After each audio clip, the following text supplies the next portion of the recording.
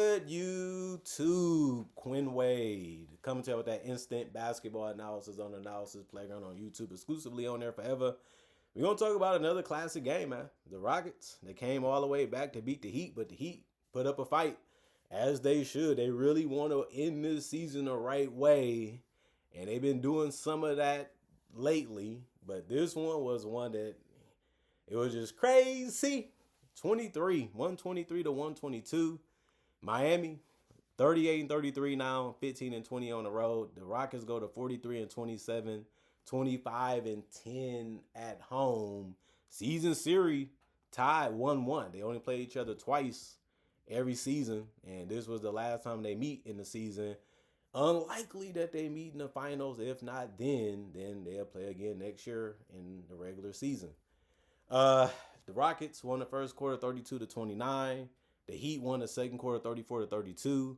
Third quarter was won by the Heat 33 to 23, but they collapsed in the fourth quarter 36 to 26.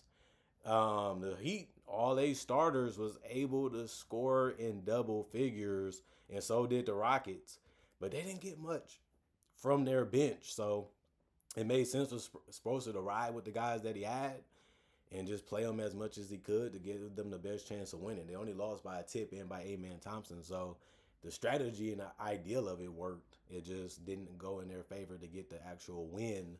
38 minutes for Fontecchio, 21 points for him, 8 of 12 from the field, 5 of 9 from three. 3 rebounds, 3 assists, no turnovers in the steal. One personal foul and a plus 17 in plus minus. You give him good looks, you give him open looks. You're happy about that, find him. If you find him, just hope he makes it. He only missed 4 shots, and he also missed 3 of them. That was, well, I would say 4 of them was threes. That's a good night for him, and that's what you basically can get from him sometimes. You don't really expect 21, but you actually happy if you do get it. Bam Adebayo, 45 minutes. They had to play him. He's one of their best players. He does a lot for the team on both ends of the court, of course.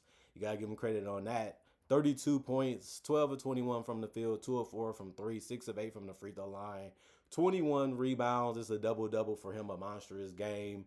And he also had 4 assists, 1 turnover, 2 steals, and 4 personal fouls, and had 5 offensive boards, and was a plus 5 and plus minus. He attacked the basket real good.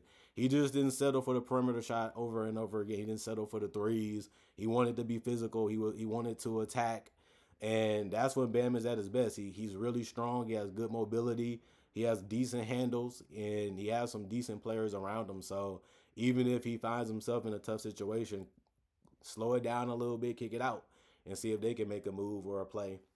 Davion Mitchell, 37 minutes, 15 points. He went 6 of 15 from the field, 3 of 10 from 3, 1 rebound, 9 assists. 9 assists ended up being the most on the team, and he can do that. He's been doing that a lot throughout this season. He's a team player. He's a ball mover, and he is a guy that if he sees you, he's going to get it to you. He had 2 turnovers and 2 steals. We know him as off night. He can be a good defender. Hasn't really became that in the league, if I'm going to be honest, but he's still respectable. He had 2 personal fouls and was a plus 8 and plus minus. You just want him to make more shots. That's all you can really say. He had good looks throughout the entire game. He just couldn't put them in the basket. Tyler Hero, 39 minutes, 25 points. He went 10 of 22 from the field. He took the most shots on the team, but he went 2 of 9 from 3.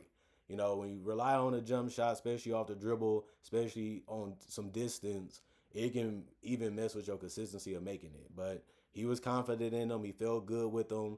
You can't be too mad at him. So since we've seen him make them a lot, he just didn't get the shots to go down in this one. He went 3 of 3 from the free throw line. He had 6 rebounds, 4 assists. He also had 1 steal, no personal fouls, and a plus 12 and plus minus. So he ended up having a good game for them. Belly Larson had a good one. 19 points, 31 minutes, 7 of 12 from the field. He went 2 of 3 from the 3-point line, 3 of 5 from the free throw line. He had 5 boards and 3 assists. He had 2 turnovers, 4 offensive rebounds, 5 personal fouls, and was a plus 2 and plus minus. Not too much of a problem with this game. I mean, the foul trouble was the thing that ended up being the worst thing for him. Other than that, he was scoring and he was getting his shots the way he wanted them, and it was coming quick and fast, and he was able to still get them to go down.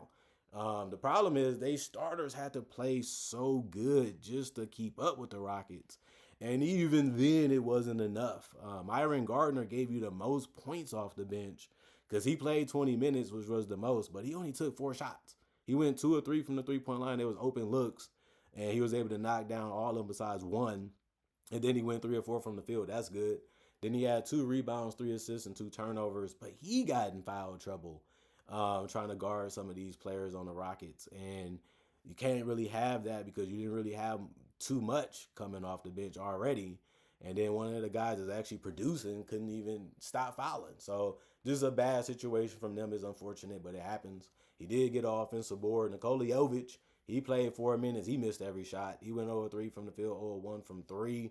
He had 1 rebound in the turnover. He had 1 personal foul and was a -7, a -1 and plus minus. His jump shot comes and goes.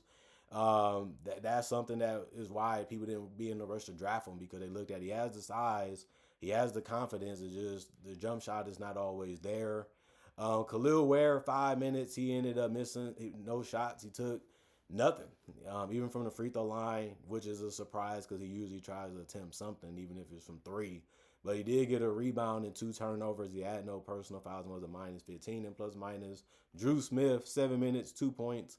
And he ended up making his only shot from two, but missed his only three. So he finished 1 or 2 from the field or 1 from 3. He had 2 assists, no turnovers, and a block. He had 1 personal foul and was a -13 and plus minus. Yagachonis, 15 minutes. He missed his only shot, which was a three. And then he didn't attempt any other, but he did make some good passes in this one that led directly to baskets. He had 3 assists, 1 rebound, no turnover, 1 offensive board, which was his only one, no personal fouls, and he finished as a -5 and plus minus. The problem with this team is what's going on with Andrew Wiggins, what's going on with Hawkins, what's going on with Powell. These guys, the entire season, 1 minute they're playing, 1 minute they're not. And I just don't understand that really at all. And when I'm looking at it, say not with teams. So I don't even understand that. So they've been having trouble keeping guys on the court. They've been having trouble building chemistry because nobody's really playing for them. And this has been going on for at least 2-3 years. It's not a new thing this year. Maybe it's the Heat got some type of thing that they're trying out. Maybe they want to be experimental or something.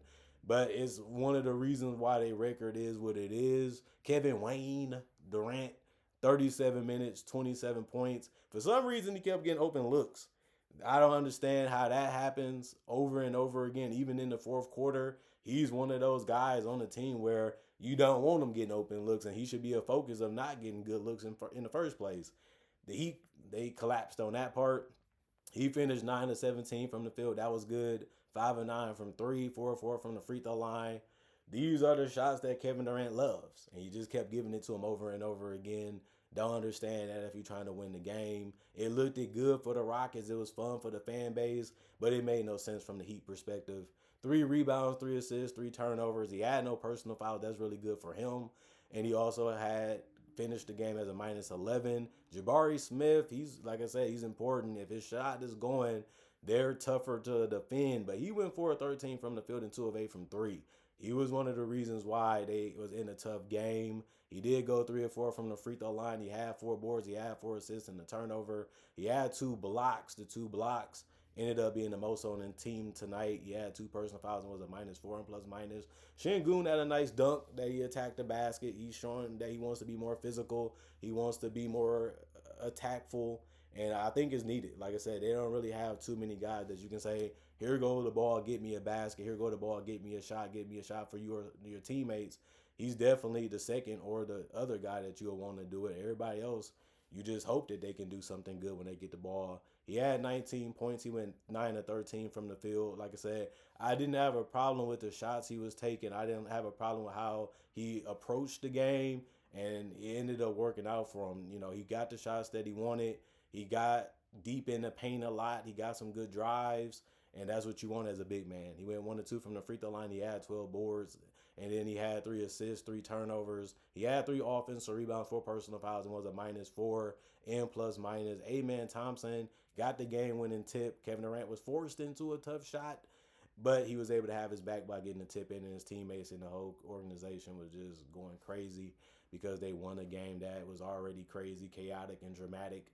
And it ended up being a good finish since they won at home. From their perspective, 38 minutes, 24 points, 10 of 17 from the field. He made his only three. He went 3 of 3 from the free throw line. He had 18 boards, which is crazy. But that's a double-double for him. He's a big part of the reason why they hanged in the game and had a chance to win it. And then he had 4 assists and 3 turnovers and a block. He had 7 offensive rebounds. He had 1 personal foul. He was a +2 and plus minus. He had the hustle. He had the speed. He had the quickness. He had the want. He had the neediness. He had that will going hard in his body. And that's why a lot of people love Amen Thompson. The guy going to give it his all. That's one thing you don't have to worry about. And this was just another night of him proving that. Reed Sheppard, he's one of them guys you don't know what you're going to get sometimes. You know he can get you 20, but if he's shooting threes like he was shooting tonight, that's the worst case scenario because then the Rockets are harder to guard.